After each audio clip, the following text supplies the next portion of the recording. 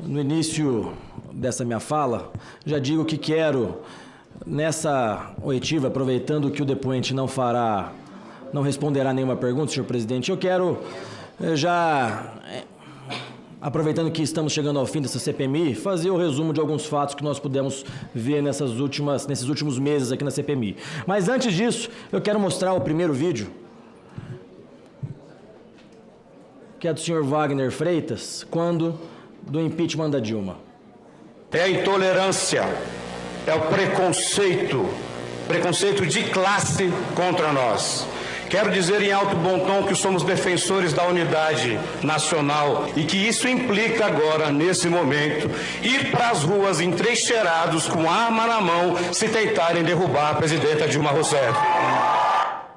Então, senhor presidente, eu gostaria, porque eu disse sobre essa fala do Wagner Freitas fora dos microfones, no início dessa audiência, ao senador Randolfo Rodrigues. Gostaria até que ele estivesse presente aqui hoje, porque os defensores da paz, os defensores da democracia, defendem ditaduras, do impeachment da Dilma. O líder sindical da CUT foi dentro do Palácio do Planalto dizer que estariam entrincheirados e pegariam em armas para defender a presidente Dilma Rousseff. Portanto, não tem moral alguma os governistas dessa CPMI para defender ou para dizer que defendem democracia, que defendem a paz, que defendem a naturalidade democrática. Quero lembrar também o fato que eu já disse aqui várias vezes, que no livro do general Vilas Boas, ele assume que parlamentares da esquerda o procuraram e perguntaram a ele se a presidente da República, Dilma Rousseff, instituísse o estado de defesa, o estado de sítio, como que o exército agiria. Está escrito no livro dele, meu Deus do céu. Agora, convém nós lembrarmos um fato importante da transição do governo Bolsonaro para o governo Lula. Pode colocar o vídeo 2. O que nós temos que ter consciência é que nós derrotamos o Bolsonaro. Mas o bolsonarismo está na rua desse país, raivosa e sem querer reconhecer a derrota que eles tiveram. Portanto, além de governar com eficiência, com competência, nós vamos ter que derrotar o bolsonarismo nas ruas desse país para que esse país volte a ser democrático, para que esse país volte a sonhar e para que esse país volte a ser feliz. Esse é um compromisso nosso. Então essa gente que renasceu no neofascismo colocado em prática no Brasil tem que ser extirpada. E nós vamos ser muito duros com essa gente para eles aprenderem a voltar a ser civilizados. Essas falas foram do atual presidente da República, o Lula, durante a transição do governo. Transição do governo, inclusive, que recebeu o primeiro informe de inteligência da BIM, senador Elisiane Gama. A transição... Pela concordância e... A transição do governo recebeu o primeiro informe da BIM sobre possíveis manifestações com invasões de prédios públicos. Mas, como nós ouvimos aqui nos últimos depoimentos, os acampamentos foram se esvaziando. O general Dutra disse aqui na semana passada que, próximo ao dia 5, 6, poucas pessoas estavam nos acampamentos. Mas a partir do dia 5, a ABIN começa a informar diversos órgãos que aconteceriam manifestações com invasão de prédios públicos. Existe um informe da ABIN, salvo engano, do dia 6 de janeiro, dizendo categoricamente que o Congresso Nacional seria invadido. Mas, por incrível que pareça, esse informe da ABIN não foi mandado para os representantes do Congresso Nacional. Mas a ABIN produziu esse tipo de inteligência. O general Dias recebeu no seu celular pessoal todos esses informes.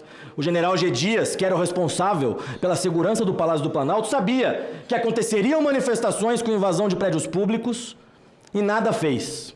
Teve uma reunião para que constituíssem o PAI, o Plano de Ações Integradas, e a coronel Cíntia, no seu depoimento na CPI do Distrito Federal, disse que o GSI foi convidado e foi o único órgão que não compareceu, senhor presidente.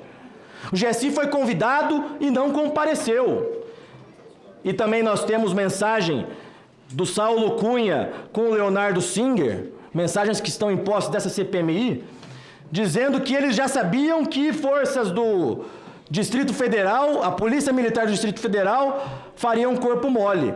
Mas tem mais dessas mensagens do Saulo Cunha com o Leonardo Singer. O Saulo afirma que o Ministério da Justiça estava sabendo do que ia acontecer, senador Elisiane Gama e a bancada do Maranhão dessa CPMI. Está aqui a mensagem. Recomendo conseguir um espaço com algum figurão do Ministério da Justiça ou com a assessoria do ministro Alexandre de Moraes e entregar o trabalho todo. O Ministério da Justiça já estava sabendo. Mensagens do Saulo Cunha com o Leonardo Singer, que estão em posse dessa CPMI. Aliás, o Ministério da Justiça já sabia, tanto é que convocou a Força Nacional. Convocou a Força Nacional, que por incrível que pareça, no dia 8, nada fez.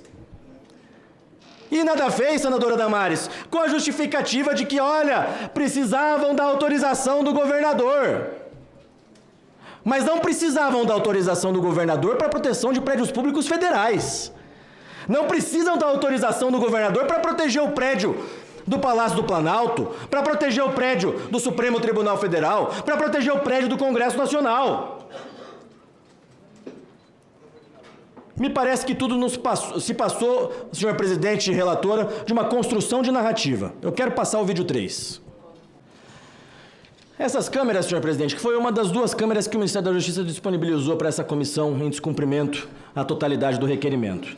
Mas prestem atenção a esse horário. Ali em cima consta o horário, 18 horas e 34 minutos aproximadamente. 18 horas e 34 minutos, esse era o cenário, senador Elisiane Gama, na esplanada dos ministérios.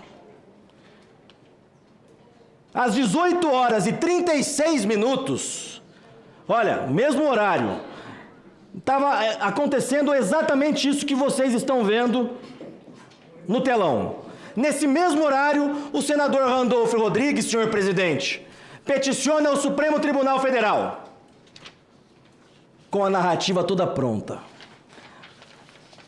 O senador Randolfo Rodrigues peticiona ao ministro Alexandre de Moraes, pedindo o afastamento de Anderson Torres e colocando toda a culpa exclusivamente na Polícia Militar do Distrito Federal. Eu pergunto, como às 18 horas e 36 minutos, com essa cena que nós estávamos vendo ali, o senador Randolfo Rodrigues já tinha conclusão de tudo. O senador Randolfo Rodrigues peticiona, e a petição está aqui na minha mão, ao ministro Alexandre de Moraes, dizendo: a culpa é da Polícia Militar do Distrito Federal. Afaste imediatamente o secretário Anderson Torres. A população estava ali toda invadindo naquele momento. Mas o senador Randolfo Rodrigues, líder do governo, já tinha conclusão de tudo. Aliás, eu quero lembrar aqui que a CPI começou com a assinatura da senadora Soraya, da senadora Elisiane Gama e do senador Randolfo Rodrigues.